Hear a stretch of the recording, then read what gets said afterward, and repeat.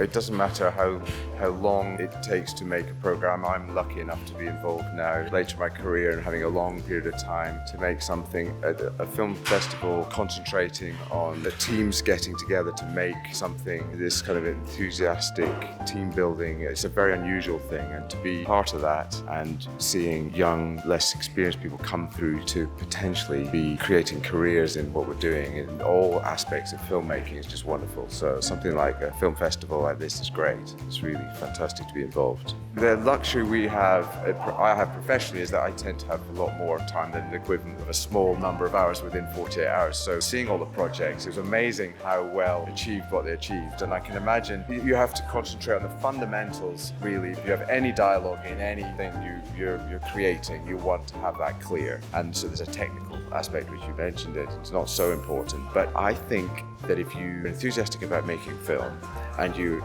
have concepts and you're thinking a lot about what you want to do, when it comes to suddenly being put on the spot to create 40-hour projects, like in these cases, is you do have a backlog of ideas that are ready and waiting. And that was what was really fascinating, because I could sort of sense the films were a more cohesive soundtrack, felt like there were people involved who knew I can use that from what I know before musically, or I can use that from sound effects wise, or I can use that technique. I have to be intuitive about what I was seeing and hearing, but the more cohesive pieces I felt you have to have. You can't just do it all within 40 hours in terms of suddenly coming up with the concepts. You have to have been learning how to do it, because it's ultimately would be pretty difficult if there was really clever stuff being done very quickly and people not getting a lot of sleep, I assume, as well, till the last minute.